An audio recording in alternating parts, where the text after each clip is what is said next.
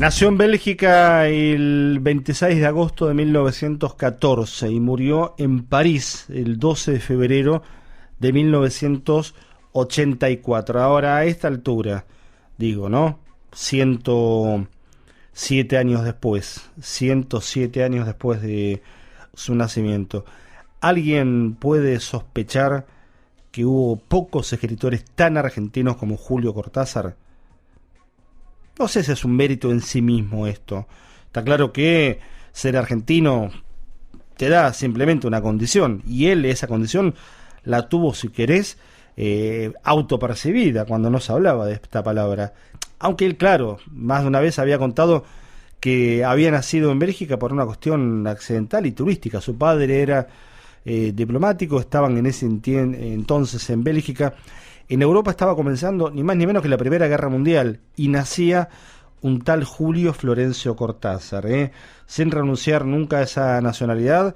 Optó luego por la nacionalidad francesa en 1981, ya en el final de su vida, en protesta por la dictadura militar que todavía tenía vigencia en nuestro país, que lo había perseguido, que lo había prohibido y a quien él había denunciado desde su residencia en París, y también con una muy activa solidaridad con los detenidos desaparecidos, con la causa de los derechos humanos, siempre cercano a las causas populares de América Latina, uno de los escritores fundamentales del llamado boom de la década del 60, autor de cuentos memorables, autor de poesías, de obras de teatro, de guiones de cine y de novelas, de las cuales algunas claramente fueron un antes y un después, como Rayuela, por ejemplo.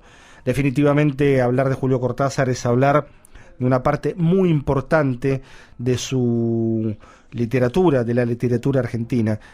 Dijo García Márquez algunos años después de la muerte, 10 años después, que Julio Cortázar tenía mucho más que seguidores, que tenía aliados incondicionales, que tenía fanáticos. Bueno, un poco eso es lo que ha generado también la literatura de este eterno, enorme Julio Cortázar, hoy a 107 años de su nacimiento.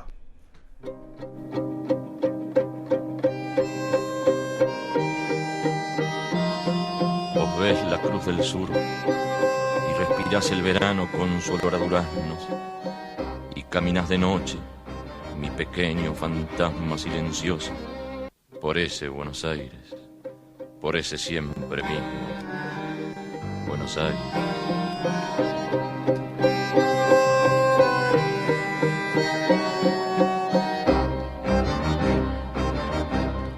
A mí se me ocurrió, y sé muy bien que era una cosa difícil, realmente muy difícil, intentar escribir un libro en donde el lector, en vez de leer la novela así consecutivamente, tuviera en primer lugar diferentes opciones, lo cual lo situaba ya casi en un pie de igualdad con el autor, porque el autor también había tomado diferentes opciones al escribir el libro. Posibilidad de elecciones, de dejar de lado una parte del libro y leer otra, o leerla en otro orden, y crearse un mundo en el cual él desempeñaba un papel activo y no pasivo. Yo sé muy bien que en la práctica eso no corresponde exactamente con mis deseos, digamos, teóricos, porque finalmente los lectores de Rayuela la han aceptado en su conjunto como un libro, y en ese sentido es una novela como cualquier otra. Pero también sé que muchos de esos lectores han sentido que se les reclamaba una participación mucho más activa, que es lo que yo llamo en el libro el lector cómplice. Sí, me da un poco de tristeza tener que contestarla, porque evidentemente yo sé que hay una especie de desgarramiento en mí. Yo soy por naturaleza solitario, me siento bien solo, puedo vivir solo, puedo vivir largos periodos solo. Y eso sobre todo en mi primera juventud, mi adolescencia, en mi primera juventud. Y luego ya aquí, viviendo en Europa, por otros motivos que ya tocan la historia y de los cuales supongo que hablaremos después si tú quieres, pues entonces digamos que descubrí a mi prójimo. Es decir, que en ese momento lo que yo reivindicaba un poco como un derecho y casi un orgullo, el hecho de que me dejasen en paz y que yo estuviera solo, se convirtió un poco en un sentimiento de culpa. Y entonces, actualmente, bueno, tú sabes muy bien que yo trato de darme lo más que puedo cuando pienso que el hecho de darme no es totalmente inútil, que puede en algún plano tener algún sentido, haciendo eso y haciendo otras cosas que no tienen nada que ver con la literatura. Pero es un poco como la historia del Dr. Jekyll y Mr. Hyde, ¿comprendes? Bueno, digamos que el solitario es Mr. Hyde, el malo, y que Dr. Jekyll es el que trata de hacer alguna cosa. Entonces hay un continuo divorcio, una continua separación. Un enfrentamiento permanente. Hay un enfrentamiento, y me sucede, y es algo que yo lamento, que a veces en grandes reuniones, en contactos humanos muy bellos, en que me siento muy bien y en que estamos haciendo cosas en común, hay un minuto en que Mr. Hyde me dice en el oído, hombre, ¿y por qué no estás escuchando un disco tranquilo en tu casa? ¿Comprendes? A veces Mr. Hyde tiene razón también. Bueno, yo pienso que sí. En todo caso, Mr. Hyde es mucho más responsable de todo eso que Dr. Jekyll. Dr. Jekyll ha hecho otras cosas. En esos años, entonces, los amigos son pocos, en la escuelita, después en los estudios primarios, en el bachillerato, en la carrera de magisterio, en el profesorado. Sí, los amigos fueron pocos, pero buenos. Bueno, yo eso creo que es un principio que toda persona sensata elige automáticamente, no soy ninguna excepción, o sea que frente a esa gente que llama amigo a cualquiera, tengo muchos amigos. En el momento de saber quiénes son esos muchos amigos, se descubre que no hay tantos. Es decir, que desde niño yo preferí tener 2 o 3 compañeros con quienes me sentía en un nivel fraternal, con plena confianza para lo bueno y para lo malo. Y luego los demás, bueno, eran los compañeros así de trabajo, de juego. Y eso se continuó durante la adolescencia. Tuve muy pocos y maravillosos amigos, algunos de los cuales siguen siendo mis amigos, incluso algunos han venido a Europa y están ahí. Extraño la cruz del sur, cuando la semilla se alzara en la cabeza, para beber tu vino negro medianoche. Y extraño las esquinas por almacenes, dormilones, donde el perfume de la yerba tiembla en la piel del aire. Extraño tu voz, tu caminar conmigo por la ciudad. Comprender que eso está siempre allá, como un bolsillo donde a cada rato la mano busca una moneda, el peine, llaves, la mano infatigable de una oscura memoria que recuenta sus muertos.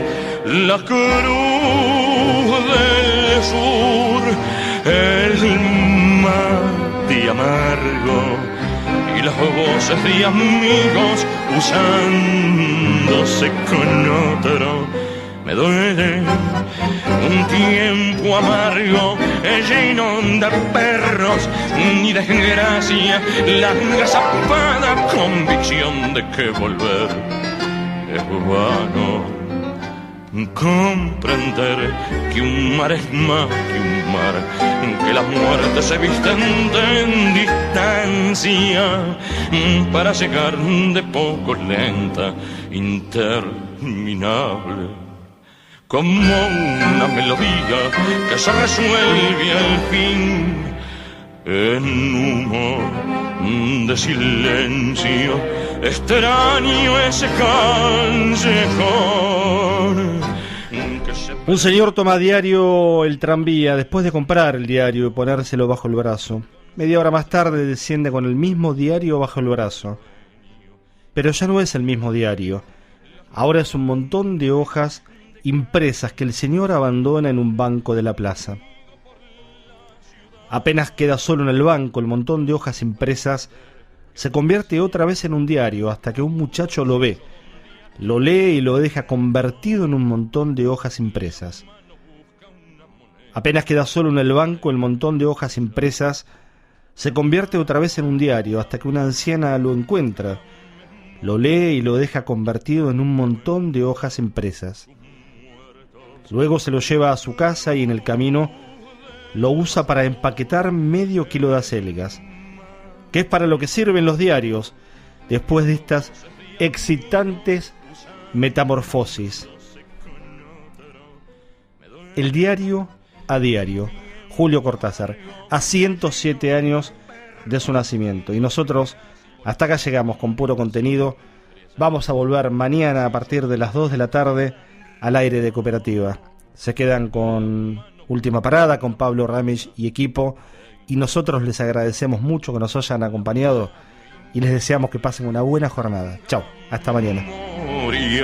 Que recuenta sus muertos, la cruz del sur, el mate amargo y las voces de amigos usándose con otro.